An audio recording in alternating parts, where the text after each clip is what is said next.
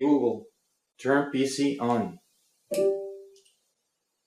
I've seen different ways people manage to turn their computers on and off remotely, either using their phones or with voice assistants. But so far, they all fail to have all the features I was looking for. For example, one way is waking up the PC via Ethernet, but that doesn't work when the computer is completely off and it requires a wired connection to the internet. Another way is by using a smart outlet, but that would abruptly shut down the computer without doing the correct process. And it would make the normal power button useless since the computer would not have power. Besides, neither of those strategies solve the issue of turning the computer off correctly, which can be done in other ways, but it makes things more complicated and we can't check remotely if the computer is on or off. My solution is to combine a smart plug with Arduino to create the proper interaction with the computer through the power button.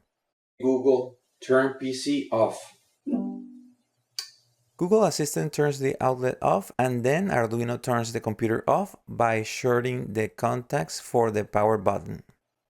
You see, I have the power button and LED indicator connected to Arduino. Same thing with the smart plug with the button and the LED indicator. Everything goes through optocouplers, so it's electrically isolated. Google, turn PC on. Arduino detects that the outlet is on and the computer is off, so it presses the power button to turn the PC on. The code works in a way that sometimes the PC mirrors the state of the outlet, or the outlet mirrors the state of the PC, depending on the situation. For example, I can still power the computer off conventionally. Since Arduino noticed that the PC is off and the outlet is on, it presses the button on the smart plug to match the state of the computer. Same thing happens if we turn the computer on using the physical power button. Because of this, we can always know the state of the computer. Google, is the PC on or off? The PC is on. Also, if we command to turn it on when it's already on, nothing is going to happen as it should. Google, turn PC on. Obviously, we can control it using the phone too. I'll put links in the description so you can make your own.